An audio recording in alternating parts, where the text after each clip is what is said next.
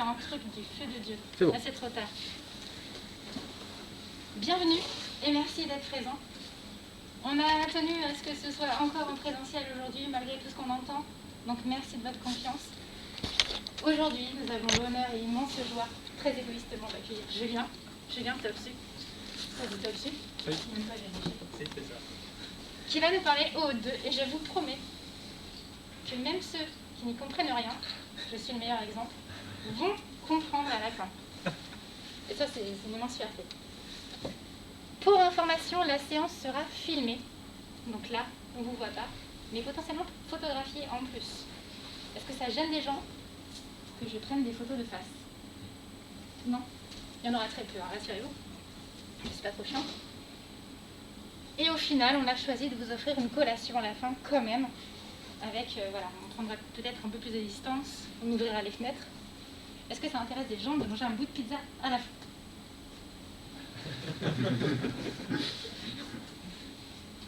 J'ai 12, pas 13. Qui ne vient à Tadix que pour manger une pizza gratos? Ok, ça me va. C'est une bonne raison aussi. Un gros merci, un merci particulier ce soir à Apsitop SNC et MAM, qui est notre nouveau vrai sponsor. Alors pas parce que c'était un faux sponsor au départ, c'est juste qu'avant on passait par Palo Alto pour négocier des salles. Et à partir d'aujourd'hui, c'est MAM qui pourvoit notre besoin en direct, c'est parce que ça leur fait plaisir. Donc nous aussi ça nous fait plaisir. Apsitop et SNC étant des ESN de la place. Donc merci à eux de nous soutenir financièrement pour les pizzas. Je respire très mal avec ce masque. On a fait exprès de mettre. Ouais. Les dates importantes, Tour Tech, il y a des gens super intéressants qui viennent, pour pas le nommer. Et Jordan aussi. Il y a plein. Oui, j'ai vu, bravo, félicitations. Les roses des billets. Il ne reste plus de Non, billets. c'est sold out, mais. Abside a pris les. Non, Harmonie Mutuelle a pris les 4 dernières places. Je vais peut-être faire gagner le mien maintenant. Oh, ça c'est classe. Ça c'est très classe. Donc on aura une discussion après, je pense. C'est le vendredi 22 janvier, les 21. inscriptions. 21. 21. Non, mais c'est la journée où tout va bien. C'est la journée Log4j, donc forcément on est un peu. Bah, ouais, c'est à cause de ça. Ouais. C'est moi qui ai fait les slides. Donc le vendredi 21 janvier à Polytech Tour. Et donc c'est toujours super bien, on fait des rencontres super intéressantes, donc venez. Et il y a des sponsors aussi super sympas. Tadix reprend en janvier en présentiel. On accueillera Sébastien Blanc pour une présentation qui est mieux écrite. Ouais, si ça vous intéresse, serverless Knative. Kubernetes. Serverless Knative. Il y aura plus de détails sur ce qu'il va faire, mais en gros, voilà, ça va être plutôt sympa. Ça va être encore une fois une présentation qui va nous en mettre plein la vue, donc on vous invite à venir. Et pour la suite, on n'a pas encore calé de date, donc on attend un petit peu pour un petit peu de surprise dans la vie. Peut-être trop loin. Attends, j'ai plus de batterie peut-être. Ça m'a cliqué mal. Non, j'ai plus de batterie dedans. C'est bon, ça va. Je À pense que c'est l'ancienne. ça. Attends. Ah. Vas-y. Est-ce que ça marche aussi? Normalement, c'est censé marcher. C'est le PC qui est planté. Ah non, attends. Ah, j'étais dans un mode Je sais pas ce qui s'est passé. les aléas du direct. En fait, voilà, c'est bon. Nickel. Bon, de toute façon, le reste c'est nous. N'hésitez pas, on le redit. Si vous avez des sujets qui vous intéressent, qui n'ont pas encore été présentés à la table, nous on s'arrangera pour faire venir les intervenants qui vous plairaient aussi. Si vous-même vous avez des choses à tester, on est là aussi pour ça. On est des tourangeaux, donc on fait vivre les tourangeaux aussi. Donc voilà, nos différents contacts, n'hésitez pas. Et on laisse la main à Julien. Merci. Petite question avant que tu commences. Ouais. Est-ce qu'on te pose des questions en direct ou on attend la fin? Ouais, plutôt à la fin. Merci. Tout faire. J'ai peur de péter le truc. Pardon. J'ai appuyé sur un bouton. C'est vrai? Mais faut pas laisser des trucs comme ça dans les mains. Ça a changé la fréquence, c'est ça? Ouais, je pense. Voilà. Tiens, tu me dis pareil où tu veux dans mon endroit. Il fait frais ici, hein? Ouais, mais. Hop là. Je te le laisse. Ça va, tu viens pas? Comment? Il vient pas? Non, je viens pas.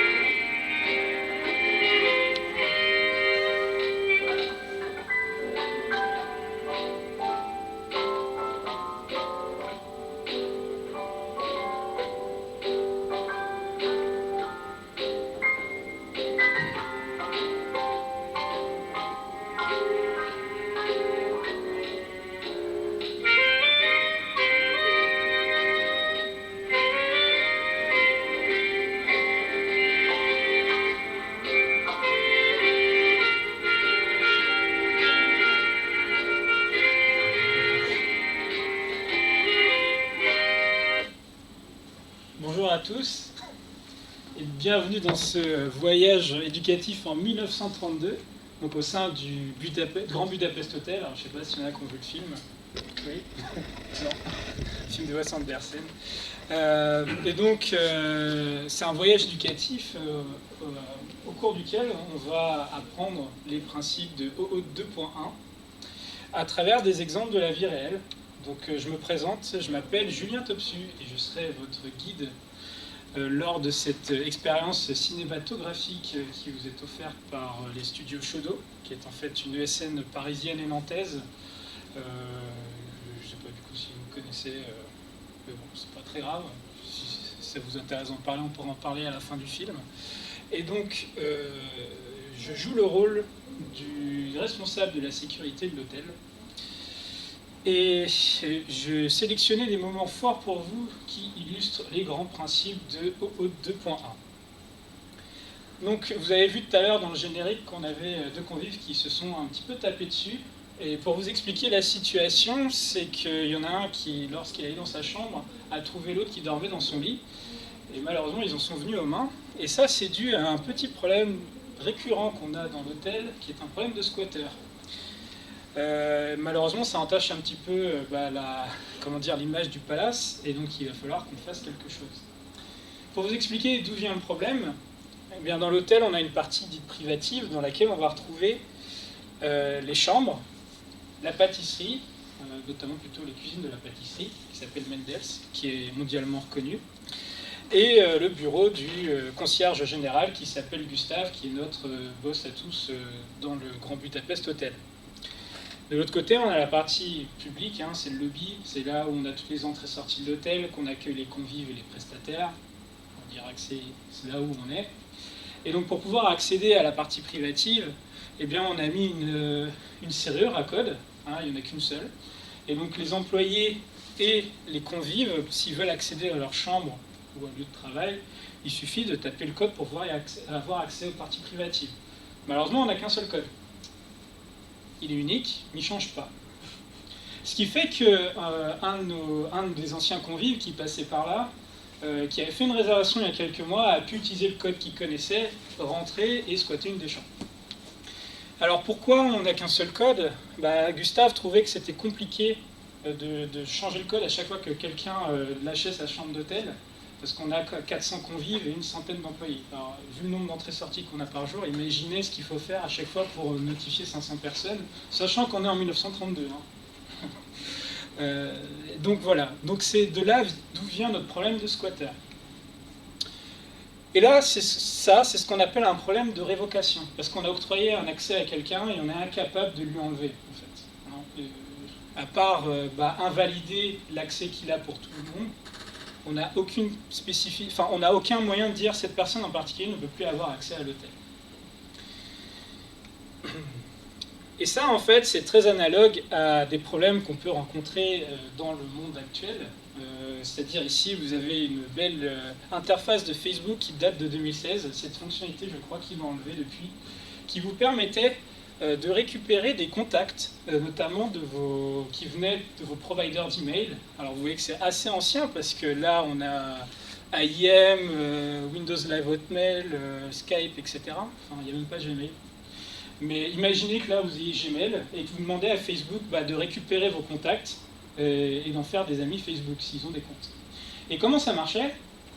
Et bien là, Facebook vous demandait une petite information banale qui était votre identifiant et votre mot de passe chez votre provider d'email. Et bien sûr, ce qui est marqué ici, c'est qu'ils ne vont pas stocker votre mot de passe. Bon, il faut savoir que 2 ans après, en 2018, il y a une faille de sécurité sur Facebook où on apprend qu'ils loguent les mots de passe en clair dans leur système de monitoring. Donc, bref, mais voilà, ils ne vont pas stocker les mots de passe, c'est pas très grave. Du coup, qu'est-ce qui se passe quand vous faites ça? En fait, déjà, vous autorisez Facebook à accéder à votre Gmail. En accédant à votre Gmail, il va pouvoir récupérer les contacts. Mais techniquement, il va pouvoir lire vos mails aussi. C'est pas forcément un truc que vous avez envie de leur permettre de faire. Mais imaginez aussi que vous avez plusieurs intégrations qui vont aller chercher des informations dans votre Gmail. Imaginez que vous faites la même chose avec LinkedIn. D'accord? Vous demandez à LinkedIn de récupérer automatiquement vos contacts. Si vous mettez aussi le même login mot de passe, et que vous décidez un jour de dire « je ne veux plus que Facebook ait accès à mon compte », et que Facebook ne vous permet pas de supprimer votre mot de passe, le seul moyen que vous avez pour invalider l'accès de Facebook, c'est de changer votre mot de passe Gmail et d'aller en plus le modifier à tous les endroits où vous l'avez mis, notamment dans LinkedIn par exemple. Ça, c'est le problème qu'il y a de partager ces mots de passe avec n'importe qui. Et donc là, on a aussi un problème de révocation. Pour révoquer l'accès à Facebook, c'est très compliqué. Un petit peu de vocabulaire avant qu'on aille plus loin. On va se remettre dans notre cas problématique de squatter, et on va voir comment on va régler ça. Donc, les chambres, c'est ce que les convives tentaient d'accéder, en fait. On va appeler ça des ressources. Les chambres à qui elles appartiennent?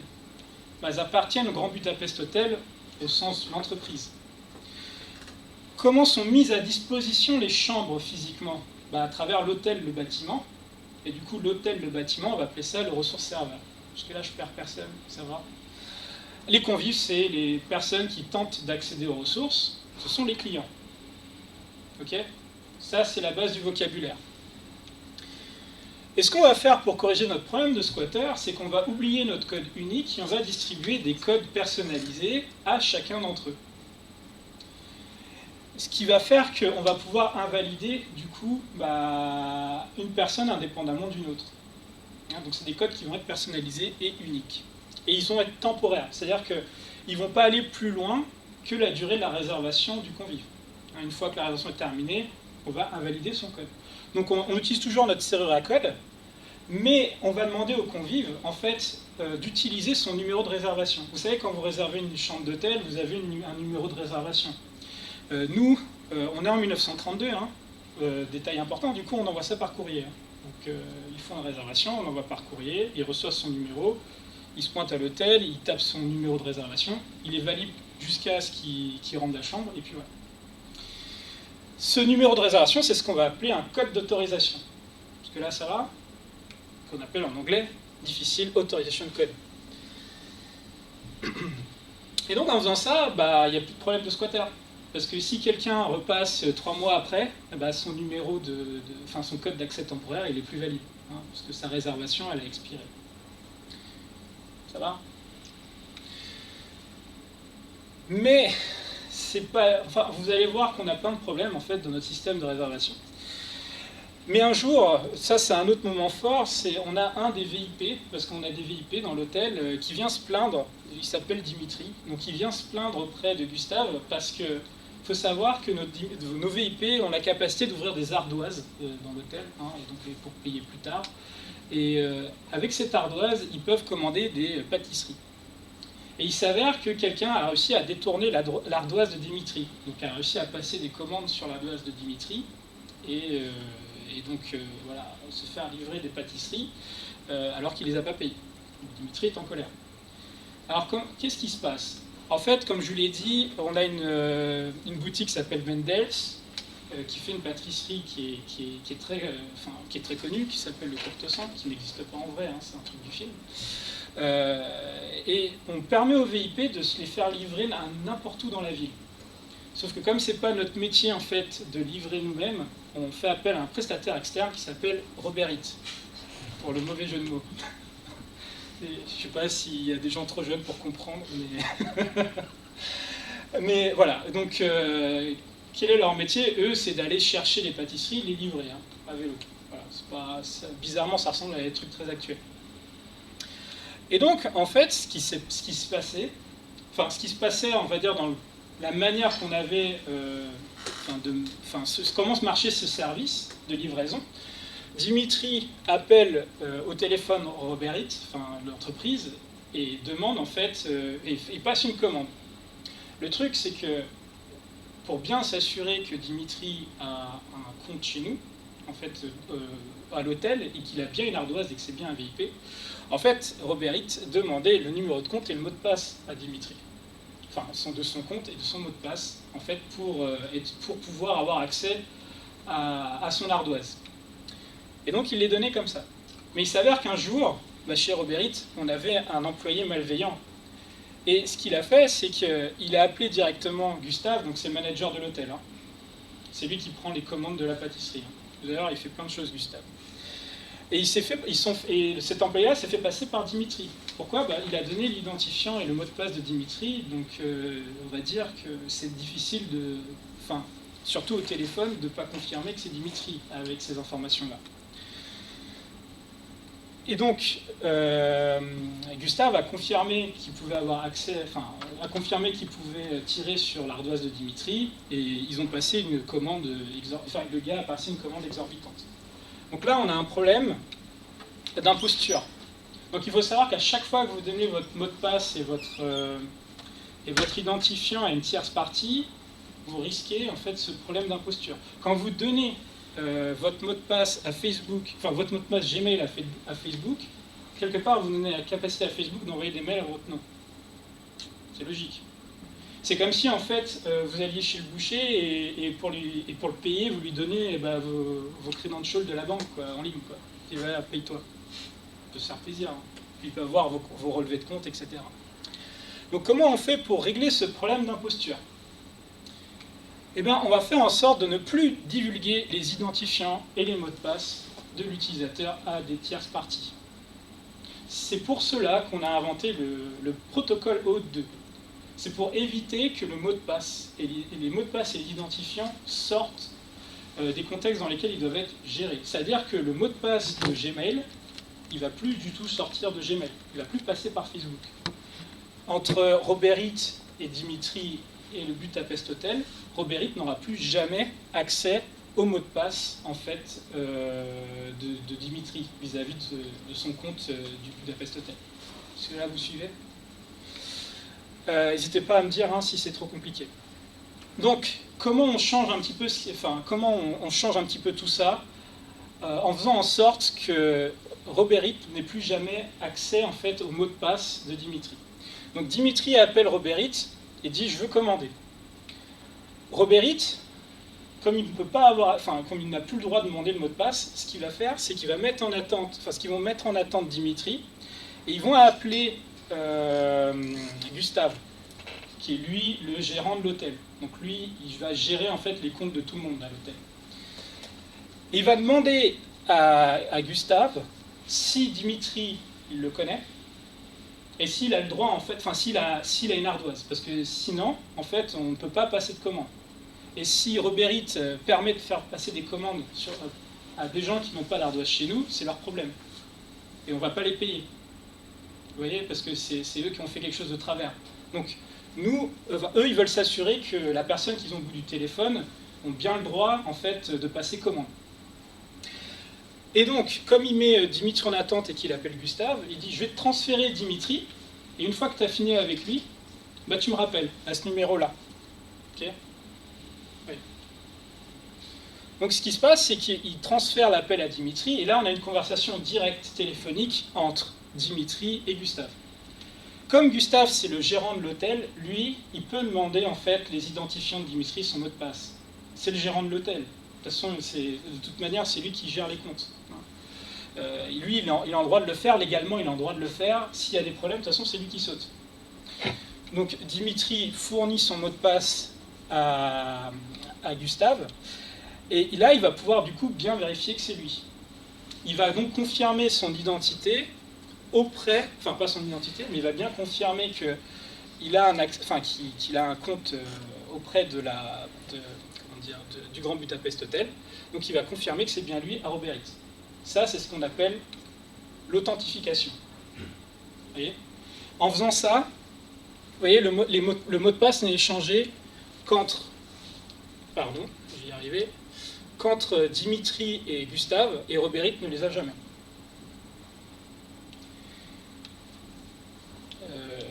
Je suis allé un peu trop loin. Donc, en fait, Gustave prend un rôle qu'on appelle l'Authorization Server. Le rôle de l'Authorization Server, ça va être quelqu'un qui va authentifier et protéger le end-user. End-user, c'est Dimitri. C'est lui qui veut passer la commande. Donc, il l'authentifie parce que c'est lui qui gère ses comptes, et il le protège parce qu'il ne divulgue pas ses mots de passe à quelqu'un d'autre. Son rôle aussi, c'est de confirmer auprès de Robert X que Dimitri, c'est bien quelqu'un qui a un compte chez lui, en fait, et qu'il est autorisé de faire ce qu'il veut faire. Donc en fait, il confirme l'accès du end-user auprès de Robert X. Parce que là, ça va.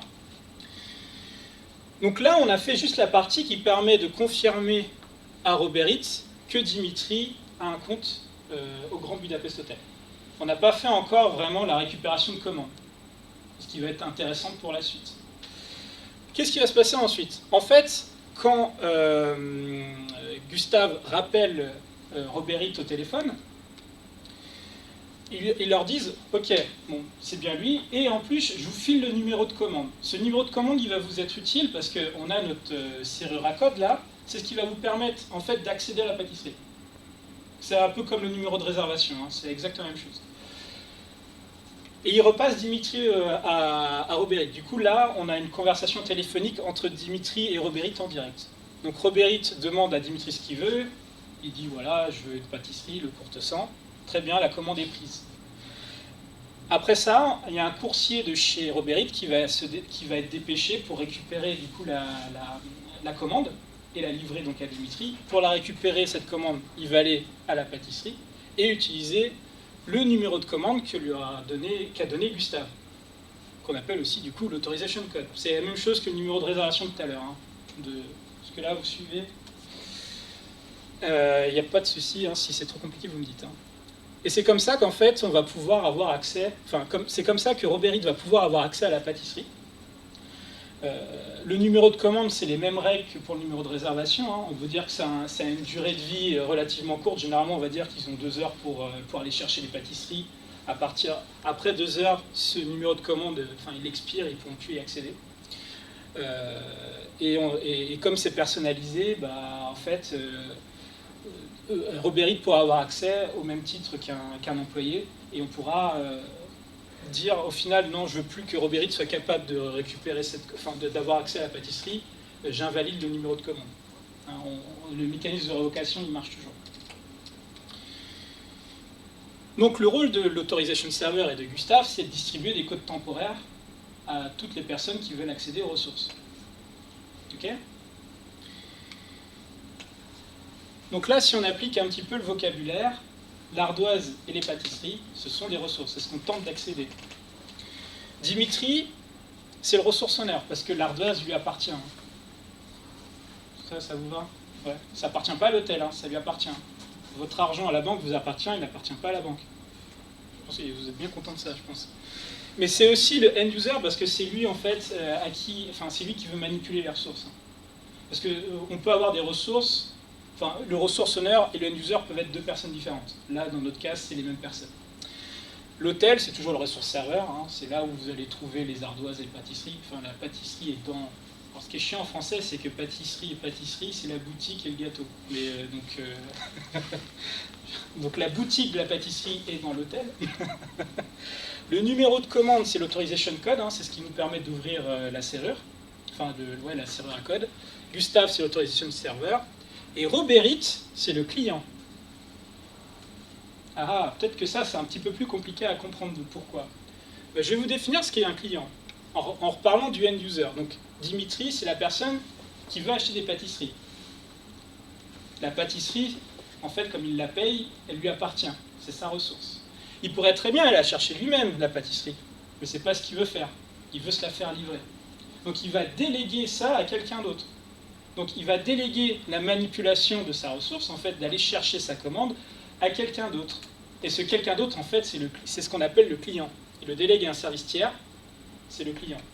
Donc, de manière symétrique, en fait, un client, c'est quelqu'un qui va accéder à des ressources au nom d'un end-user, pour un end-user, pour lui offrir un service. C'est pour ça que Robert est client et pas Dimitri, dans notre vocabulaire, qui est celui de Aude. Ça vous va?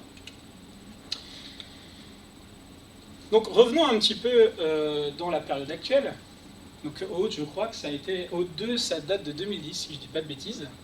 Donc, si on appliquait Aude 2 à Facebook, ce qui n'existait pas à ce moment-là, si on appliquait Aude 2 à Facebook, c'est-à-dire de telle manière à ce qu'on n'ait plus à donner notre login et mot de passe de Gmail.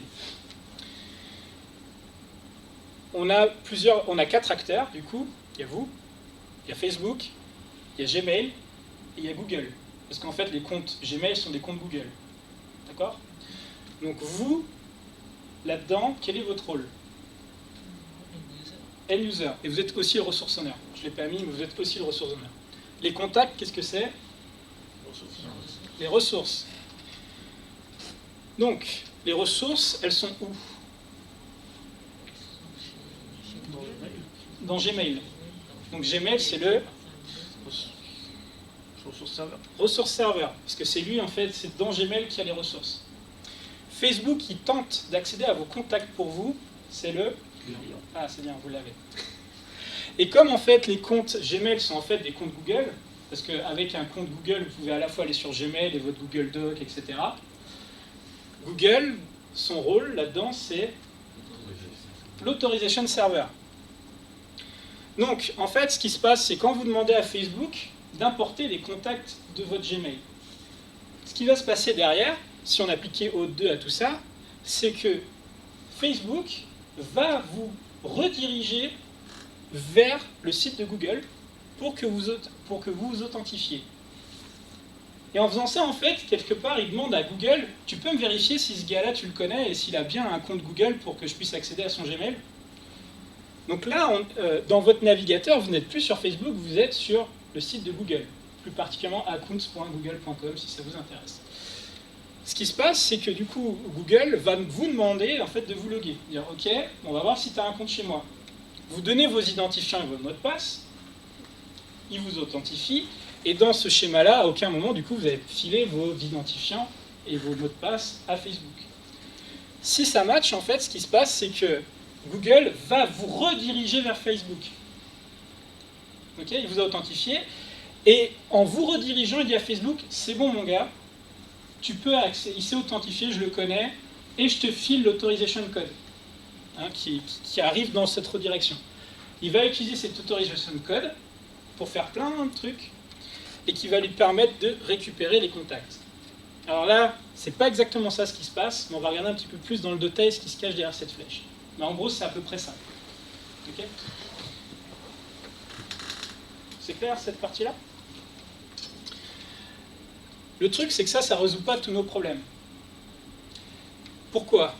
Je vais vous parler de notre comptable qui un jour est venu se plaindre parce que des prestataires externes avec qui on ne travaille pas sont venus nous extorquer des sommes exorbitantes.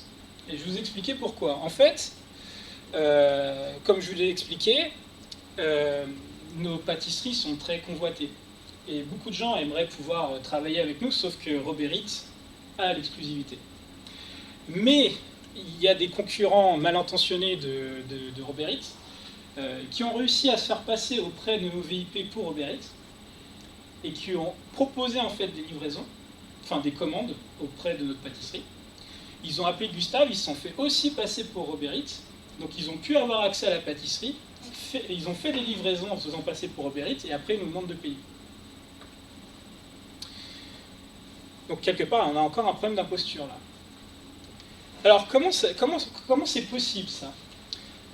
Ben, là, je vous ai remis un petit peu tout à l'heure le côté où on a pu authentifier Dimitri. Et là-dedans, il y a un problème. Le problème, il est là, ici, là. Le rappelle-moi ce numéro-là. Ce qui s'est passé, c'est que donc John Smunch, qui est le concurrent, en fait, a démarché Dimitri, et ils sont malveillants, ces mecs-là. Est-ce que ça vous intéresse de commander sur Uber Eats, by the way, alors c'est pas vrai. Est-ce que ça vous intéresse de commander? Il a dit oui, je veux bien. Ok. Donc ils ont appelé Gustave en lui disant ok, vérifie que Dimitri il a bien un compte chez toi et ensuite tu me rappelles à ce numéro-là. Sauf que ça, c'est pas un numéro de Uber Eats en fait, c'est le numéro de Just Munch. C'est chiant à dire en plus. Et en fait, naïvement, ce que fait Gustave une fois qu'il a authentifié Dimitri, c'est qu'il les rappelle sur ce numéro-là en leur donnant le code d'accès de la pâtisserie. C'est comme ça qu'ils ont réussi à s'introduire. Donc là, il y a un problème sur la manière dont on passe en fait le numéro de téléphone. Donc comment corriger ça? Eh bien, on va référencer les clients et leur adresse de contact. C'est très bête. C'est-à-dire que on va maintenir un registre qui va dire que ici, quand Uber Eats nous appelle, on autorise tel et tel numéro en fait de rappel derrière. Hein, donc on a des numéros de confiance. On sait que ça c'est sûr, c'est Uber Eats. Ce qui fait que si quelqu'un essaie de se faire passer pour lui, en appelant Gustave, il dit bah tu me rappelles à ce numéro-là. S'il n'existe pas dans notre registre, on lui dit, enfin il va vérifier dans le registre et on va lui dire non mais je connais pas ce numéro, je sais pas qui c'était, au revoir. Vous voyez? Ça c'est pour éviter ce problème d'imposture que je viens de vous dire. Là, le numéro de téléphone, c'est ce qu'on va appeler l'adresse de redirection, donc redirect URI en anglais. Hein. URI, c'est un peu plus compliqué, mais je ne vais pas rentrer dans le détail, mais bref, c'est l'adresse de redirection, redirect URI. Uber Eats, c'est l'identifiant du client. Voilà. Donc, qu'est-ce qu'on va faire? C'est qu'on va maintenir une liste de redirect URI autorisés par client ID. Donc, pour chacun des clients, on a les numéros de téléphone. Ça veut dire que dans le monde actuel, en fait, pour chacun des sites, comme Facebook, on a des URL, des adresses de redirection autorisées qui sont maintenues côté Google. Et c'est un exact match, sinon on peut faire des trucs sympas. Non, on ne dit pas ça commence par 01 le numéro, parce qu'il y a plein de numéros qui marchent derrière. Même si vous laissez le dernier digit, vous n'êtes jamais sûr en fait. Il faut que ce soit un exact match. Alors, comment ça marche? Si on reprend donc, dans notre exemple entre Facebook et Google, c'est qu'au moment où Facebook en fait, demande à Google si vous avez un compte, vous êtes redirigé sur le site de Google. Alors là, malheureusement, je l'ai fait avec Miro parce que l'intégration dans Facebook n'existe pas. Mais c'est la même chose. Imaginez que c'est Facebook là et pas Miro. D'accord? Donc, on arrive sur le site de Google, vous choisissez votre compte, vous vous loguez. Et ce qui se passe en fait dans l'URL, on fait un gros zoom dessus, il y a deux informations qui sont passées à Google dans l'URL. Il y a l'ID du client, donc là c'est Miro, mais imaginez que c'est Facebook. Donc là c'est pas un ID lisible, mais ça c'est Google qui décide quel est son ID en fait à Facebook ou enfin aux clients qui sont autorisés de l'appeler. Et là il y a le redirect URI. Donc qui me permet en fait, une fois que je suis arrivé sur Google, une fois que je me suis authentifié, c'est là-dessus que Google va rediriger en fait. Donc là, c'était Miro, c'est pour ça qu'il y a Miro.com, mais imaginez que c'est Facebook.com. C'est comme ça que Google sait sur quel site il faut revenir après. Et ça, c'est le numéro de téléphone. Donc lui, ce qu'il va faire, c'est qu'il va vérifier que cette adresse-là, pour cet ID-là, en fait, c'est autorisé chez lui. Hein, c'est une configuration en fait, que vous faites quand vous enregistrez des clients dans les autorisations de serveur. Pas de questions là-dessus. Et donc ça nous permet d'éviter ce problème d'imposture. Mais bien sûr, il y a encore des problèmes. Là, on a encore deux convives qui se tapent dessus. Pourquoi? Parce qu'en fait, encore une fois, il y en a un qui est arrivé dans sa chambre, et il en a trouvé un dans son lit. Il s'avère qu'il y en a eu deux qui avaient le même numéro de réservation. Alors c'est pas de la concurrence d'accès, hein. On oublie ça, ça n'a rien à voir. Mais ils ont eu le même numéro de réservation. Et ça, c'est à cause des regards indiscrets. En fait, ce qui se passe, c'est que comment on envoie le numéro de réservation à nos clients? On envoie par courrier, en 1932. Hein. Donc quand vous envoyez une lettre à quelqu'un, en fait, déjà vous n'êtes pas sûr que la personne l'a reçue. C'est pas possible. Alors vous me dites accusé de réception, mais là je ne parle pas de ça, je parle d'un envoi simple. Vous n'êtes pas sûr qu'il l'a reçu, vous n'êtes même pas sûr qu'il y a quelqu'un qui l'a intercepté, genre qui a pris la lettre, qui a fait le truc à la vapeur, là, à l'ancienne, là, qui a ouvert le truc, qui a regardé, qui l'a remis, qui l'a refermé, qui l'a remis dans la... Vous n'êtes pas sûr de ça, hein, parce que vous ne pouvez rien maîtriser derrière. Et il s'avère qu'en fait, le client en question, enfin le convive en question, quand il allait dans son courrier, qu'il a pris la lettre, il l'a ouverte, il y a un voisin qui passait par là, il a regardé par-dessus son épaule, il a vu le numéro de réservation, et puis il s'est pointé avant lui à l'hôtel. Donc l'envoi par courrier, c'est ce qu'on va appeler le front channel. Un front channel, c'est quelque chose qui vous ne garantit pas que le destinataire a reçu ce que vous lui envoyez, et qui n'est pas protégé des regards indiscrets. C'est exactement le problème du courrier. Hein. Je vous envoie un courrier, je ne sais pas si vous l'avez reçu, je ne sais pas si quelqu'un l'a ouvert avant vous. Je ne sais pas s'il y a quelqu'un qui l'a vu au-dessus de votre épaule. C'est la même chose si vous êtes au travail, vous imprimez votre confirmation de réservation d'hôtel et vous laissez ça à l'imprimante pendant 2 heures. Voilà, on ne sait pas en fait ce qui s'est passé. Donc ça, c'est ce qu'on appelle le front channel. Et donc pour se prémunir de ça, c'est qu'on va arrêter de faire en sorte que le numéro de réservation en lui-même soit l'accès en fait aux chambres. Parce qu'on ne sait pas qui l'a reçu ce numéro de réservation. Et du coup, l'accès, on va l'octroyer en main propre, directement. Et ça, c'est un truc que vous connaissez tous dans la vie réelle. C'est-à-dire, qu'est-ce qu'on va faire? C'est quand vous recevez votre numéro de réservation d'une chambre d'hôtel, qu'est-ce que vous faites après? Comment? Enfin, l'hôtel, on va à l'accueil. Ouais. Et qu'est-ce que fait en fait le guichetier, enfin la personne qui est à l'accueil? C'est qu'il va prendre votre numéro de réservation, vérifier que c'est vous avec une carte d'identité, alors des fois ils ne le font pas, imaginons que là ils le font, et puis qu'est-ce qu'il vous donne en échange? Une clé ou une carte. Exactement. Et bien c'est exactement pareil. C'est-à-dire que là, cette serrure à code, là, on la jarte, à la place on met une badgeuse. Ah, ça peut être même des clés différenciées, on s'en fiche, mais là c'est une badgeuse. Hein, enfin, je ne sais pas si vous avez déjà vu, là, à l'hôtel c'est souvent des cartes en fait maintenant.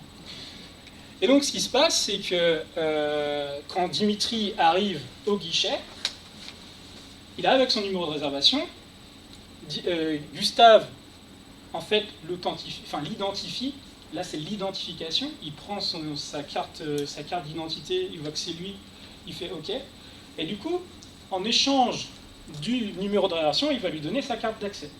Et comme il l'a en visu, il est sûr que c'est lui qui l'a dans la main, hein, que personne ne l'a chopé au vol. Il est sûr de lui avoir remis en main propre. Du coup, cette remise en main propre, c'est ce qu'on appelle le back channel.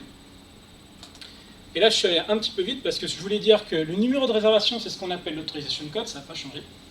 Et la carte qu'on vous donne, c'est ce qu'on appelle l'access token, ou le code d'accès. Et une fois qu'on vous a donné la carte, en fait, le numéro de réservation, il ne sert plus à rien. Il est plus valide. Donc si quelqu'un d'autre se pointe après en disant « Tiens, j'ai ce numéro-là », on va dire « Non, non, mais j'ai déjà donné une carte pour ce truc-là, c'est mort ». Donc en fait, 2 personnes ne pourront pas avoir accès vu qu'on a déjà échangé en fait, pour une carte pour accéder aux chambres. Vous voyez? Donc la carte, c'est ce qu'on appelle l'access token. Le numéro de réservation, c'est ce qu'on appelle l'autorization code. L'autorization code, il est valide jusqu'à ce qu'on l'échange contre une carte d'accès. Et la carte d'accès, elle est valide soit pendant un temps borné, qui est relativement court, généralement de l'heure, soit là, dans notre cas, on peut dire que c'est jusqu'à ce que la personne, elle ait rendu sa chambre. Quoi. Vous voyez? Ça va la différence entre les deux? C'est vraiment ça, hein, c'est vous arrivez au guichet, vous échangez votre code votre numéro de réservation contre une carte. C'est exactement ça. Après, vous n'utilisez pas votre numéro de réservation pour entrer dans votre chambre, vous utilisez votre carte. Et vous la rendez quand vous partez. Et donc la remise en main propre, c'est le back channel, parce que là, Gustave, il est sûr d'avoir donné accès à Dimitri, parce que c'est lui qui est en physique, il lui donne. Personne n'a chopé la carte au vol. Contrairement à l'envoi de courrier, qui est lui du front channel, on n'est pas sûr. Quelqu'un a pu voir, quelqu'un a pu prendre, on ne sait pas. Vous voyez la différence? Donc ça, c'est juste pour vous redonner du vocabulaire. Le numéro de réservation, c'est l'Authorization Code. La carte, c'est l'Access Token. Le courrier, c'est le front channel. Le en main propre, c'est le back channel.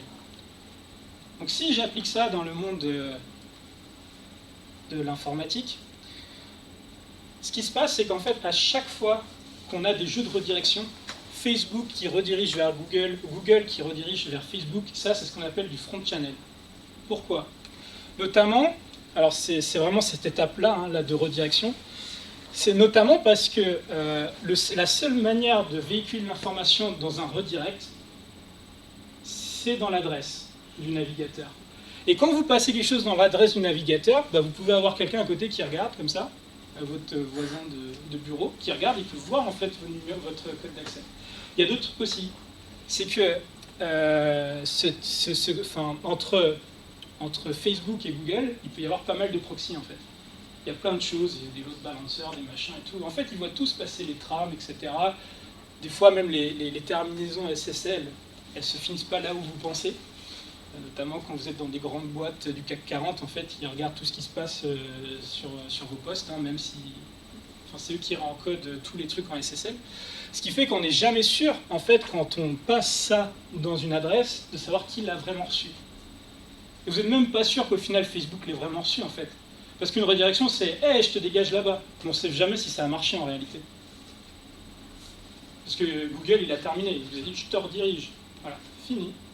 Après, si tu es arrivé à bon port, on n'en sait rien, en fait. On n'en sait rien. Donc ça, c'est ce qu'on appelle le front channel. Alors, en admettant qu'on a réussi à arriver sur Facebook, ce qui se passe derrière, c'est que Facebook, lui, bah, il a cet authorization code et il ne peut pas s'en servir directement. Il doit avoir un access token. C'est la carte, en fait. La carte d'accès aux chambres. Donc il va demander à Google de lui donner cet access token. Et il le fait dans ce qu'on appelle le back channel. Le back channel, là, c'est un appel HTTPS direct entre Facebook et Google sans jouer par des redirections de browser. C'est vraiment un appel direct. Généralement en JavaScript, en Ajax, ce que vous voulez. C'est un appel direct, c'est quelque chose de synchrone et connecté. Donc on sait qui appelle qui. Hein. On est même capable de voir les IP qui nous appellent, etc. Quand vous faites une redirection, c'est vous lancez une bouteille à la mer et peut-être qu'un jour elle va arriver, quoi. Techniquement. Hein. Donc ça, c'est ce qu'on appelle le back channel. Et donc, en échange de ça, donc ici en fait ce qui passe Facebook, c'est l'authorization code qui était donné dans l'URL avec son identifiant, et en échange en fait ce que donne Google, c'est l'access token. Donc là, c'est le numéro de réservation de la chambre d'hôtel par email, pardon, ça n'existait pas en 32, le courrier. Là, c'est de visu, il vient voir, il fait « Ok, vas-y, tiens, j'ai le numéro », il lui file la carte d'accès aux chambres. Ça va? Et avec ça, il va pouvoir accéder au contact. Et ce dont je viens vous parler là, c'est ce qu'on appelle en OAuth l'implicit flow. En fait, OAuth est découpé en 4 ou 5 flows, je crois. Et ça, c'est un des flows les plus utilisés quand vous avez des interfaces web. Mais il faut savoir un truc, c'est que ça, c'est un des flows les plus utilisés, et il ne faut plus du tout l'utiliser. Il est déprécié depuis quelques mois parce qu'en fait, il y a un gros trou dedans qu'on connaît depuis très longtemps. Et si bien que dans la norme OAuth 2.1, ce flow n'existe plus. Il y en a d'autres qui ont dégagé, il y a le Grand Password, il y en a quelques-uns qui ont dégagé. En fait, ils sont en train de simplifier énormément la norme pour qu'il n'y ait plus, en gros, qu'un seul flow que je vais vous présenter après. Parce que là-dedans, il y a un gros trou. Ce que vous vous rappelez, ce que je vous ai dit tout à l'heure, c'est que quand vous envoyez l'Authorization Code, quand vous envoyez votre courrier, vous n'êtes jamais sûr de savoir qui l'a reçu. Et là, pour l'instant, ça, on ne l'a pas corrigé, en fait. C'est le premier qui l'a reçu, qui a tout. Oui, ou même, en fait, c'est quelqu'un, tu peux considérer que c'est en man in the middle, il voit passer le truc, il le récupère. Ou il y a un script, enfin, un truc qui est vérolé dans ton navigateur et ça te l'envoie, enfin bref. En fait, le problème, c'est qu'on n'est jamais sûr de savoir qui a reçu le code d'autorisation. Et ça, je vais vous les illustrer avec un autre exemple, donc le comptable qui revient et qui repète un câble parce qu'il y a encore des prestataires qu'on ne connaît pas qui nous réclament des sommes exorbitantes. Et comment ils ont fait hein, pour encore réussir à livrer des commandes? Et parce qu'ils se sont infiltrés en fait. Ce qui s'est passé, c'est que donc dans le processus, bien sûr, vous vous rappelez, Gustave donc rappelle Robert en lui donnant le numéro de commande au téléphone. Et là, dans les locaux de Robert il y avait des gens de Jones Munch qui sont déguisés en agents d'entretien et qui écoutaient toutes les conversations et qui regardaient ce que les gens en notaient. Et même des fois, quand les gens quittaient leur poste parce qu'ils allaient fumer une clope et que le téléphone sonnait, ils décrochaient et par chance, des fois, c'était Gustave en fait derrière. En fait, Gustave, quand il appelle le numéro de téléphone de Robert il ne sait pas vraiment que si c'est un des employés de Robert derrière, il n'en sait rien. Il sait juste que le numéro, c'est le numéro de Robert. Voilà. Et du coup, ce qui s'est passé, c'est qu'ils ont intercepté comme ça des codes d'autorisation et ils se sont dépêchés à l'hôtel. Ils sont allés voir Gustave, parce que c'est la même chose qu'avec la carte d'accès pour les chambres d'hôtel. On ne peut plus utiliser le numéro de commande directement, il faut avoir une carte d'accès. Du coup, de visu, ils vont voir Gustave et dire je viens pour le numéro de commande, et il lui dit tiens, voici la carte d'accès. Les mecs en plus ils ont les faux trucs, ils ont volé des polos de Robert et voilà. Et ça se fait de visu. Hein. Donc là on a un problème. C'est que ici, ça c'est du front channel, on n'est pas sûr que ce soit vraiment Robert qui a récupéré derrière. Alors je sais pas, est-ce que c'est là que je dois l'expliquer? Non, c'est un peu plus tard.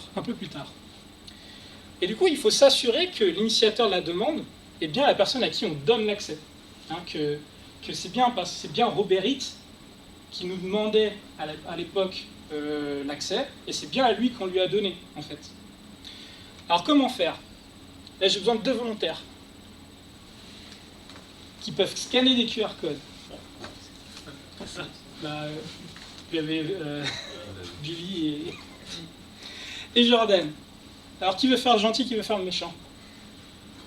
Choisis.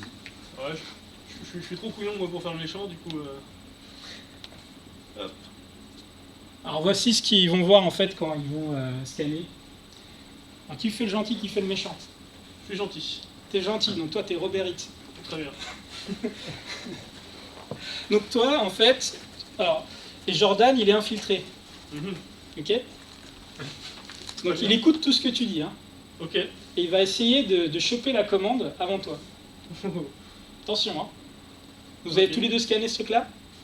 Ok. Je suis prêt. Ouais. C'est bon? Ah oui, c'est bon, pardon. Alors, du coup, Billy, on est au téléphone. Là, on a fait, t'as Dimitri qui t'a appelé, tout ça. Tu me demandes le numéro de commande, je te le donne, c'est le numéro 16. Ok. Maintenant, je vais te demander de penser à un nombre, d'ailleurs c'est un tour de magie, aléatoire, ce que tu veux, hein, le nombre que tu veux, tu me le dis pas surtout. Hein. C'est bon, tu l'as? Je l'ai. C'est le 50, non je rigole. Donc tu as le numéro en tête. Hein. Oui. Ici, là, tu as scanné un truc où tu as plusieurs fonctions mathématiques qui s'appellent les fonctions de hachage. Donc vous voyez tout comment ça marche, une fonction mathématique, c'est... Là, c'est simple, c'est f de x égale y. Okay, donc, c'est des fonctions un peu complexes, mais tu vas en choisir une. Et tu vas me dire laquelle c'est. Ok. Chat 256. Chat 256, très bien, parce que c'est la seule que tu peux sélectionner en plus normalement. Mais ça aurait marché avec n'importe laquelle. Ok, tu sélectionnes chat 256. Donc je vais le faire aussi. Hop. En plus là, il est là. Toi, tu fais pareil, du coup, toi, tu copies tout ce qu'il fait. T'es le méchant. Par contre, là, ce que tu vas faire, et là, il ne faut pas qu'il le voie, c'est que le numéro auquel tu as pensé, tu le mets là dans Input. Enfin, tu le donnes en paramètre du chat 256. C'est fait. Maintenant, ça va te donner un truc immonde ici, là. Un joli H. Un joli H. Donc, en fait, c'est f de x égale y. Donc là, le f, c'est chat 256, l'input, c'est x, qui est secret. Il n'y a que Billy qui le connaît. Même moi, je ne le connais pas. Et par contre, tu vas me donner les 4 premiers caractères que tu vois dans l'output. 71 EE. Alors, je vais le noter. 71 EE. 71 EE. Ok. Très bien. Donc, la commande est passée. Ok. Jordan, Oui. toi, tu vas intercepter la commande. Ouais. Donc, tu viens me voir. Enfin, tu peux venir là si tu veux, mais ça ne va pas changer grand-chose. Alors, quel est le numéro de commande? 16. 16. Ok, très bien. C'est quoi la... Enfin, du coup, ok. Bah, du coup, c'est quoi le numéro magique auquel tu as pensé? 57. Le 57. Alors, oups. Par contre, si tu as réussi à trouver, là, on est dans la merde. Donc, en fait, ce qui se fait, c'est que je vais faire la même chose que ce qu'a fait Billy. Je vais mettre 57. Et là, c'est un petit peu petit, mais si je regarde en grand, là, les 4 premiers caractères, bah, c'est pas du 77 EE. Donc, c'est pas... Du coup, c'est pas toi qui as passé la commande. Je voulais dire 58. C'est pas toi qui as passé la commande, du coup. Et non. Donc là, je te chasse. Et c'est Billy qui vient. Et du coup, Billy, tu me dis, quel est le numéro? 44. 44. 44. 71 EE. Merci. Et là, je te donne du coup la carte d'accès et tu vas pouvoir aller à la pâtisserie. Ok. Voilà. Ok. Fini. Bravo. Donc, vous voyez, là, Jordan a été capable d'intercepter en fait le code d'autorisation qui est le numéro de la commande. Mais il n'a rien pu en faire parce qu'il n'avait pas le numéro auquel avait pensé Billy. Et ça ressemble beaucoup à... Si vous avez déjà acheté des trucs un peu chers sur Amazon, des fois Amazon vous donne un truc et vous dit « Tiens, il y a ce code-là, tu le donnes au livreur quand il te donne le paquet. » Ça, c'est pour être sûr que ce soit vous qui récupérez le colis. Je sais pas si vous avez déjà vu ce truc-là. Bon, là, la grosse différence, c'est qu'il vous donne le code et que c'est pas vous qui l'avez réfléchi. Mais là, c'est la personne qui passe la commande, donc le client qui passe la commande, qui pense à un chiffre, un nombre aléatoire. Il le divulgue à personne. Par contre, au moment où il veut récupérer la carte d'accès, c'est là où il le divulgue à l'autorisation de serveur qui était moi. Ok? Ça vous va, ça? C'est clair? Donc, si je... oui, du coup, c'est là. Donc, le nombre aléatoire, qui était 44, auquel a pensé Billy, c'est ce qui s'appelle... Excuse-moi, je dis Billy, mais c'est... C'est très bon pour c'est très simple, ça marche. Ah, Ça marche parfaitement. c'est le code verifier. D'accord? Ça, c'est secret. C'est le truc que vous donnez au livreur au moment de récupérer votre colis. Il ne faut surtout pas le donner avant et à qui que ce soit. Donc, ce qu'on fait, c'est qu'on va choisir une méthode de calcul qui a une propriété mathématique assez particulière. C'est une fonction de hachage. Une fonction de hachage, c'est une fonction qui vous permet, à partir de x, de calculer un y. Mais si vous essayez de trouver une fonction qui, à partir de y, vous donne x, vous allez galérer. C'est hyper complexe. C'est virtuellement impossible. C'est le principe en fait des fonctions de hachage. C'est pour ça qu'on considère qu'elles sont un petit peu one way, quoi. À partir de x, vous pouvez avoir y, mais jamais à partir d'y, vous pourrez avoir x. Okay? Cette méthode, c'est ce qu'on appelle aussi un code challenge method. Je vous donne le vocabulaire, peu importe, mais c'est la fonction de hachage. Du coup, en fait, ce qu'avait fait Billy, c'est de choisir un code verifier aléatoire, choisir une méthode, la fonction qu'il a appelée, et il me le donne toutes les deux. Alors, en réalité, il n'y en a que deux utilisables. Il y a rien, enfin identité, donc c'est naze en fait, parce que le truc il passe en clair, hein, ou SHA-256. Donc généralement on utilise SHA-256. Et le résultat de cette fonction, c'est ce qu'on appelle le code challenge. Donc c'est le truc qui me donne à la base. C'était le 77 EE. Ça c'est public. Donc le résultat de la fonction est public, la fonction est publique, mais le paramètre de base, il est secret. Il me leur donne qu'au moment en fait d'échanger contre la carte d'accès. Et surtout, c'est pour ça qu'on n'utilise pas un mot de passe, simplement un mot de passe au téléphone. Hein, c'est parce qu'on n'est pas sûr de savoir, enfin on n'est pas sûr que le truc n'a pas été intercepté. Et le code de vérification qu'on m'a donné, ce numéro aléatoire qui est réfléchi là et qui est secret, il est donné que de visu. Parce que sinon, il est interceptable. En gros, il est donné que dans un back-channel. Un endroit où on est sûr qu'il ne peut pas se faire intercepter. Sinon, on casse l'intérêt du truc, quoi. Donc bon, ça, je répète ce que j'ai dit, c'est pour entériner le vocabulaire, mais je pense que vous l'avez. Et du coup, comment ça se passe? C'est qu'en fait, quand Facebook vous redirige vers Google pour vous authentifier, il pense à ce numéro aléatoire qui est le code verifier, il le donne à personne. Par contre, il va choisir une méthode, donc par exemple SHA-256, il l'applique sur son chiffre, là ça donne un code challenge, qui était le truc imbitable, là, et il le file à Google. Google, il le stocke et lui donne l'autorization code. Ensuite, Facebook, quand il va revoir Google pour lui dire dans le back channel, donc un call HTTP synchrone, HTTPS même, il lui dit, bah tiens, voici mon authorization code que tu m'as filé tout à l'heure, mon identifiant et le nombre aléatoire auquel j'ai pensé. Du coup, ce qui se passe, c'est que Google va se dire, bah attends, ok, est-ce que le challenge, donc le Y que tu m'as donné, qui est public, il est égal à la fonction que tu m'as dit et le numéro que tu es en train de me filer là. Si ça match, c'est ok, il lui donne l'access token.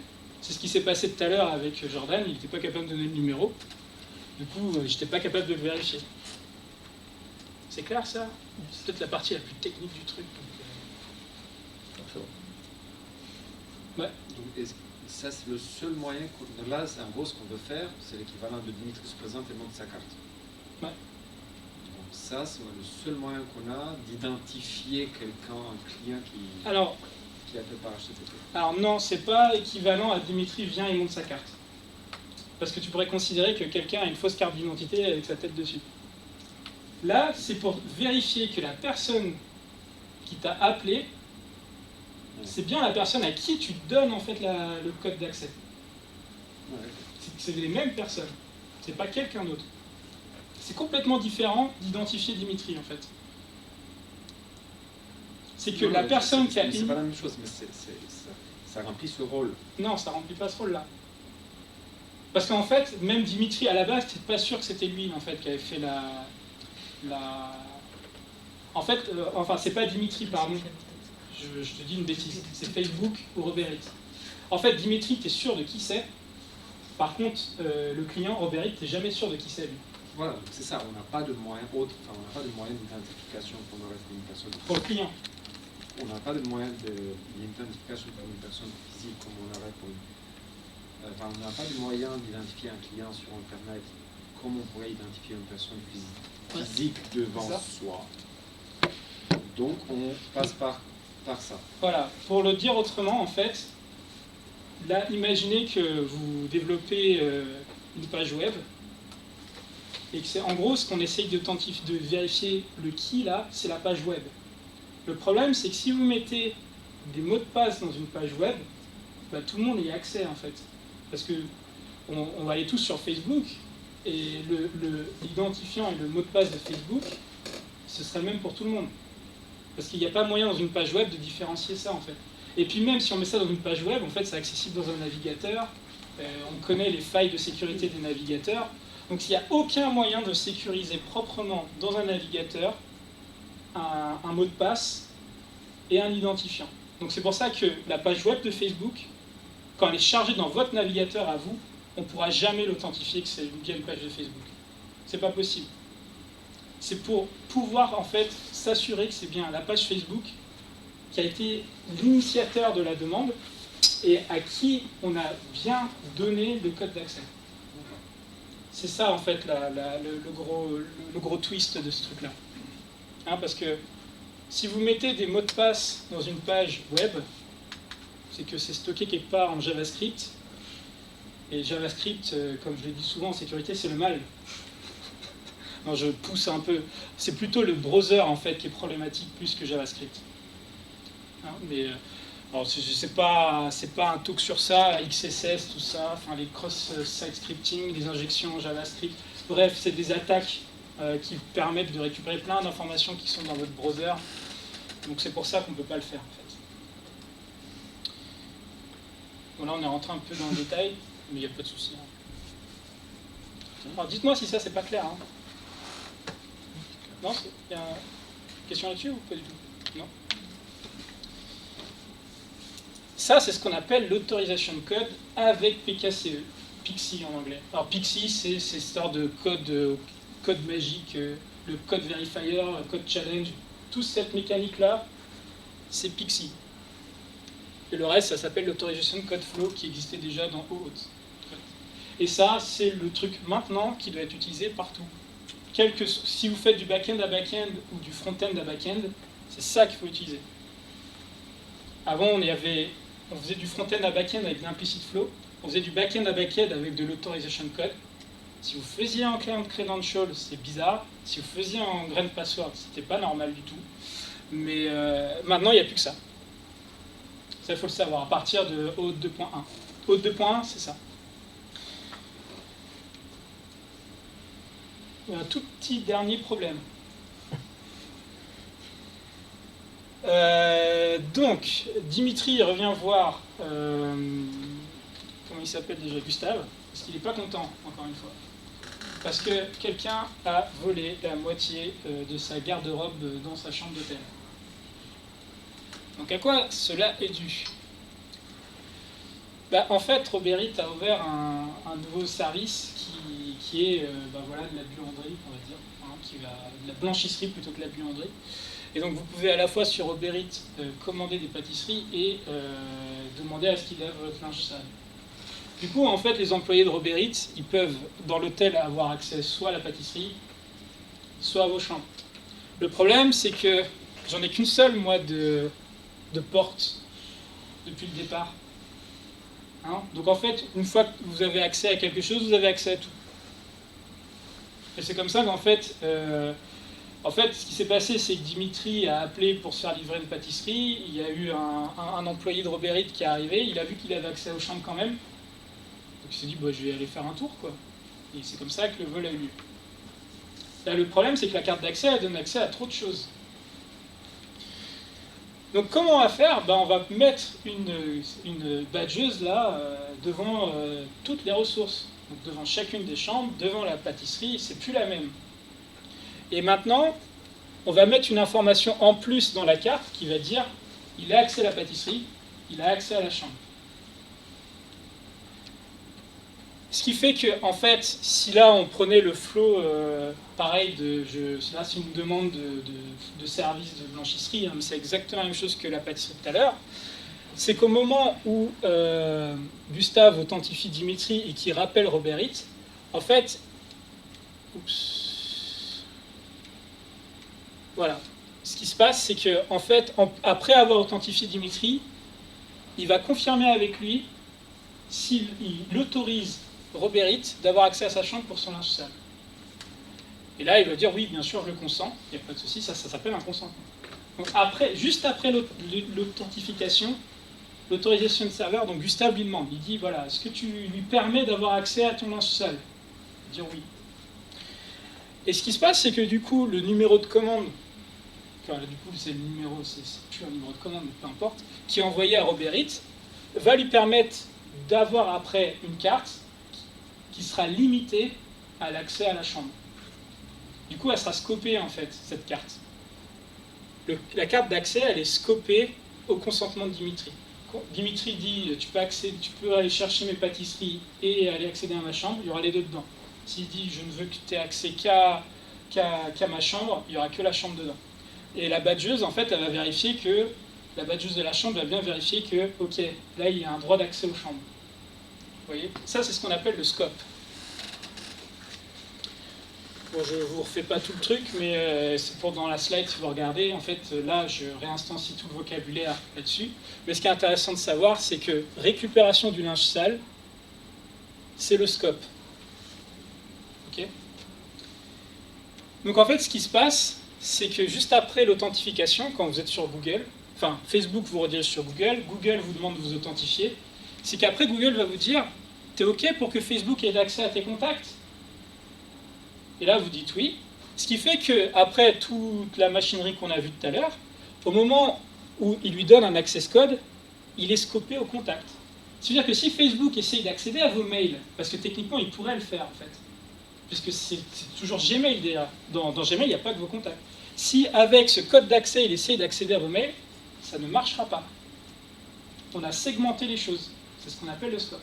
Par contre il va pouvoir accéder qu'aux contacts avec. Okay. Mais attention, un scope, ça permet d'octroyer les droits à un client, à une application, pas à des gens en vrai, pas à des users. Il y a des gens qui se trompent en haute. Il y a des gens qui se servent des scopes pour donner des droits à des utilisateurs. C'est pas fait pour ça du tout. Pas du tout. Si vous faites ça, vous allez avoir un sacré problème. C'est pas du tout fait pour ça. OAuth ne vous permet pas de donner des droits à des end-users. OAuth, ça a été fait pour donner des droits à des applications qui veulent accéder à des ressources au nom du end-user. Et ça, c'est un truc que vous connaissez tous sur vos téléphones portables, notamment quand vous avez des applications que vous installez. Là, notamment, j'ai fait exprès d'enlever les droits à Twitter. Je voulais publier une photo sur Twitter, sur mon téléphone, mais je n'avais pas donné le droit à Twitter d'accéder à ma galerie photo. Du coup, ce qui se passe, c'est qu'Android détecte que Twitter veut essayer d'accéder à mes photos, et il me demande à moi si je lui permets de faire. Ça, c'est un consentement, ça, c'est un scope. Donc moi, en fait, j'autorise Twitter à accéder à mes photos. C'est pas Android ou Twitter qui me donne, moi, en tant qu'utilisateur, accès à quelque chose qui m'autorise et qui me fait de la gestion de droit. C'est pas fait pour ça. Vraiment, c'est vous donner à une application, pas une personne, le droit d'accéder à des ressources. Et Julien, tu dis ça parce qu'il y en a qui détournent. Ah oui, oui, c'est quasi systématique. Les gens n'ont pas compris que le scope, c'est pas fait pour donner des droits d'accès à des utilisateurs. C'est donner des droits d'accès à des applications. C'est pour ça que là, j'insiste là-dessus. Et là, en fait, vous avez vu le gros, à part les refresh tokens qui vous permet en fait de ne pas vous authentifier souvent sur les pages web, le pattern de délégation d'autorisation qui s'appelle OAuth 2 et plus particulièrement OAuth 2.1 qui est très avancé dans sa spécification. Et grâce à tout ça, on a réussi à sécuriser le Grand Budapest Hotel de manière convenable. Là, normalement, il n'y a plus trop de problèmes. C'est la fin. Alors, je vous remercie pour... J'espère que je ne vous ai pas flingué les cerveaux, là, en une heure de... Donc, si vous avez des questions... Ouais. Le hash, c'est bien, mais les rainbow tables, va pas nous embêter un petit peu? Non, parce qu'en fait... oui et non. C'est-à-dire que, alors, pour expliquer ce qu'est une rainbow table, c'est une grande base de données dans laquelle on va référencer les Y, là, les H, parce que les gens se sont amusés à calculer, enfin à référencer le couple X et Y en fait. Ils en ont calculé plein et du coup ils ont fait une base de données avec ça. Ce qui fait que si vous cherchez le Y, la base de données elle va vous dire ouais le X qui va avec c'est ça. Ça c'est une rainbow table. Et pour casser les rainbow tables, il y a des seeds, il y a plein de choses en fait qu'on n'utilise pas là. En fait, on part du fait que là, comment dire, je pense que ça part du fait que ici, la probabilité que tu as de pouvoir interroger aussi rapidement dans un flow, là c'est quand même hyper rapide, hein, une rainbow table dans laquelle il y aura un truc, parce que tu prends en volumétrie, elle est quand même vachement faible. Je pense que ça, c'est pas faux ce que tu dis. Après, là pour le coup, je suis pas assez expert du truc. Mais à mon avis, c'est en termes plutôt de probabilité que ça arrive, que ça ne puisse pas arriver. En fait, si tu veux, le truc c'est que quand tu... En gros, tu vois, enfin, en vrai, comment sont constitués les rainbow tables, c'est que généralement il y a des ligues de mots de passe. Oui, c'est vrai. Il y a des ligues de mots de passe et ils constituent les rainbow tables à partir de ça en fait. Donc, très très souvent. Ou parce que, en plus du leak de mots de passe, les systèmes sont vachement mal gaulés. Et comme Facebook, il log de toute façon de ton mot de passe en clair dans Kibana. Parce que si de base on part d'une chaîne de caractères vraiment aléatoire, qui n'est pas dans le dictionnaire de mots de passe, on a moins de problème. Ouais, mais en fait, si tu veux, tout va jouer sur le fait que, tu vois, la grosse différence, c'est que quand tu as un mot de passe, l'utilisateur, il ne va pas le changer tous les jours. Oui. Là, le code d'autorisation, il va potentiellement être émis toutes les heures, en fait. Si tu as un access token qui est court et que tu n'as pas de refresh token, ça, j'en parle pas plus, mais bref. Donc ça veut dire que le mot de passe d'utilisateur, tu le régénères toutes les heures. C'est comme si tu étais capable de faire ça. Ce qui fait que si tu veux, l'impact de ta Rainbow Table, elle est quand même vachement faible. Parce que tu as 1 heure. Non, tu n'as même pas 1 heure. En gros, ce mot de passe qui te permet d'être échangé contre un access token. Il faut arriver à essayer d'usurper l'identité Avant de faire cet échange-là, qui est un temps minimal. Et de toute façon, même si tu avais réussi à ce moment-là de déterminer quel était le X, il est irréutilisable après parce que le X lui-même rechange. Tu vois. Donc c'est... Je vois mieux l'idée. C'est pour ça que la probabilité est très faible. Alors que sur une Rainbow Table usuelle, les utilisateurs, déjà, ils ne changent jamais leur mot de passe. Voilà. Alors je dis pas qu'il faut changer les mots de passe tous les mois, hein, ça c'est une bêtise, mais ils changent jamais leur mot de passe, ils mettent le même mot de passe sur tous les sites. Là, tu as un truc qui est généré informatiquement et qui est quasiment généré toutes les heures. Donc c'est peu probable que le Rainbow Table aide en effet. En fait, c'est peu probable que tu arrives à implémenter un truc qui, entre le moment où tu récupères l'authorization code et que tu l'échanges contre un access token, tu as réussi à appeler une Rainbow Table et qui en plus était dans Rainbow Table avant même que l'autre il ait réussi à échanger que le site legit il a réussi à échanger le... Faut vraiment qu'il y ait une connexion. Oui, il y a beaucoup de chance. C'est quasi simultané parce qu'en fait tu as des redirections, mais généralement il ne va pas se passer 1 minute entre les deux. Parce que quand tu veux accéder par exemple tu dis à Facebook je veux que tu m'apportes mes contacts, en fait tu as la redirection, tu te logs, ça revient, c'est terminé, c'est échangé. Parce que c'est les serveurs de Facebook qui communiquent avec les serveurs de Google, c'est pas le voisin ou ta connexion ADSL de l'entreprise. Ouais, c'est ça. Et du coup la fenêtre de tiers elle est de l'ordre d'en dessous de la seconde en fait, tu vois. D'accord. En fait le problème c'est surtout de réussir à intercepter le truc. Et de faire suffisamment rapidement cette histoire dans ta relation. Du coup, si tu mets une Rainbow Table entre les deux, là, en termes de temps, ça devient compliqué, je pense. Je vois l'idée. Je ne fais que des hypothèses, hein. Là. Ça me semble plausible. D'autres questions? Vous me dites que c'était trop compliqué. Hein. Devenir un client, dans ce contexte, ça demande une certaine paperasse digitale. Il faut s'enregistrer à travers... C'est ça. Tu as le processus de registration en fait. C'est-à-dire que quand tu vas dire, moi je fais du login with Google, alors non ça c'est encore un autre truc, il y a OpenID, j'en ai pas parlé, mais en gros, quand vous voulez faire gérer en fait l'authentification des gens dans un système tiers qui n'est pas vous, en fait, l'Authorization Server, vous devez vous onboarder dessus. L'onboarding, il peut être programmatique, il peut être manuel. C'est-à-dire que, en fait, c'est de l'humain qui gère ça, qui va générer en fait vos identifiants de clients et il va vous demander c'est quoi les redirects URL. Ça peut être de l'autodéclaratif aussi. Il me semble que sur l'Authorization Server de Google, c'est programmatique. En fait, tu dis, voilà, je suis tel client, tu t'auto-déclares et tu dis mes redirects URL, c'est ça. Ça dépend énormément des structures avec lesquelles vous bossez. En fait. Google, c'est de l'autodéclaratif. Quand vous bossez avec des entreprises en particulier, parce que des fois ça arrive, et que vous faites de l'autre avec eux, généralement, tu as des process onboarding qui sont peut-être moins automatiques. Par exemple, à la Société Générale, quand j'y ai bossé, on permettait à des partenaires externes d'authentifier des gens par chez nous. Et là, en fait, on avait des API pour faire ça, mais avec une partie un petit peu, avec une partie d'humain aussi. Parce que là, c'était le système d'authentification de la Société Générale. Et c'est pour des besoins très spécifiques. Hein. Généralement, c'est des gens qui sont dans la finance, qui sont des partenaires de la Société Générale, etc. Quoi. Mais quand vous faites sur Google et les trucs les plus connus sur Internet, généralement, c'est de l'auto-onboarding. En fait. Vous avez il y a une procédure qui est donnée. Des fois, c'est juste des calls d'API qui vous permettent ou une IHM. Il y a un endroit en fait dans Google qui va vous dire, là, tu me donnes tes redirects URI et puis c'est terminé. Ouais. Mais ça, j'en ai pas parlé en fait. Il y a aussi de l'onboarding automatique, mais là, on commence à aller trop loin dans le protocole. Oui. La spec, elle est publiée, là, elle est utilisée. Alors, laquelle, la 2.1 ? Ouais. Alors, la 2.1, elle est pas finie, elle est toujours en draft, mais elle est déjà utilisée parce que en fait, ce que fait la 2.1, c'est pas des choses nouvelles, c'est qu'elle reformalise sur les bonnes pratiques qui ont déjà été éditées. Donc, au Haute 2, c'est 80 RFC.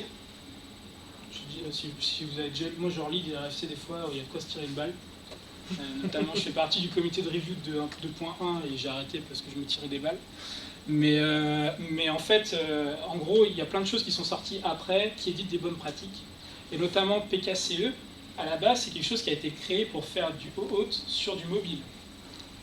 Parce qu'en fait, une application mobile, lui donner un mot de passe, ça veut dire que le mot de passe, il est dans le binaire de l'application mobile qui est sur le store. Donc toutes les personnes qui téléchargent en fait le mobile vont avoir le mot de passe de l'application qui va s'authentifier auprès de Google en disant « moi je suis le client application Facebook ». Et du coup, on ne pouvait pas utiliser ça. Et c'est pour ça qu'on a inventé PKCE. Et quand c'est arrivé, ce truc-là, on s'est dit, bah, tiens, en fait, ce truc-là, c'est vachement bien, on peut l'appliquer aussi aux pages web. Mais en fait, du coup, ces normes-là existent déjà, c'est juste qu'elles sont recompilées, et on a appelé ça OAuth 2.1. Mais dans les pratiques de l'industrie, tout ça est déjà mis en place, en fait. Ça fait plus de 8 mois que la directive, c'est d'arrêter de faire l'implicit flow. Je connais un client à qui il faudrait que je le dise. Comment ? Il y a un client à qui il va falloir que je le dise. Parce que c'est troué, en fait. On sait passer... Et là, on est sûr que c'est la bonne version. De quoi ? On est sûr que c'est la dernière version, la bonne version, parce qu'il y a un de faille. La 2.1.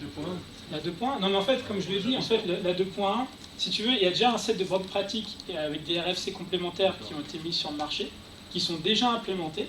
La 2.1, c'est juste recompiler les bonnes pratiques qui sont déjà appliquées, en fait. Parce que quand tu veux... si aujourd'hui tu voulais savoir quelles étaient les bonnes pratiques de OAuth 2, tu vas te taper 80 RFC qui invalident celle-ci partiellement et l'autre partiellement. En fait, tu fais la compilation mentale. Ils se sont dit, là, c'est trop chiant. On va refaire une RFC qui va tout recompiler en un seul document qu'on appelle 2.1. Mais en fait, c'est pour ça qu'ils appellent ça 2.1. C'est limite virtuel comme versionning. C'est toujours en version 2. En fait. Mais ce flow-là, est-ce qu'il pourrait pas avoir des failles et est-ce qu'il pourrait pas être amélioré potentiellement? On ne sait jamais, mais... En fait, en sécurité, rien n'est absolu. Là, on a eu l'exemple de la Rainbow Table, qui est une faille potentielle, je pense. Mais si tu veux, déjà, en gros, la sécurité, c'est du bénéfice-risque. C'est comme en médecine. Hein. Il n'y a pas de, comment dire, de sécurité absolue. C'est qu'en fait, ça va être chiant à implémenter, mais il faut que la mesure du chiant implémenté soit pas plus chiante que le bénéfice que ça t'apporte. Sinon, on ne fait pas en fait. Il vaut mieux peut-être laisser la faille. C'est pour ça qu'il y a une faille dans les cartes de crédit depuis des années où les banques préfèrent rembourser si elles sont exploitées plutôt que corriger parce que ça coûte trop cher de corriger. Des trucs comme ça. Hein. Non, c'est vrai. Hein, il y a plein de trucs comme ça. Bon, après, il y a peut-être d'autres raisons que... Et bon, bref. Mais il y a plein de trucs comme ça en fait. Et ce qui fait que pour l'instant, on considère... Enfin, en toute façon, si tu veux, le bénéfice de ça par rapport à l'implicit flow, il est tellement énorme que vaut mieux y aller même si le truc il n'est pas parfait en fait. Il n'y a rien de parfait en sécurité. Enfin, tous les jours on pète des trucs. Hein. En fait les hackers trouvent des nouveaux trucs. Là, vendredi dernier on a pété Log4j. Tu lances la calculatrice en lançant un log, tu vois. Donc, enfin tu lances un programme en lançant un log. Donc en écrivant un log sur le disque. Donc est-ce que les gens y pensaient ça? Non. Il en connaît quelque chose en ce moment. Ouais. Vous avez d'autres questions? Non? Je pense qu'on peut dire merci. Merci Julien. Je suis preneur de feedback, donc n'hésitez pas. Hein. Moi je vais arrêter l'enregistrement, ça ne veut pas dire qu'on doit arrêter de poser des questions.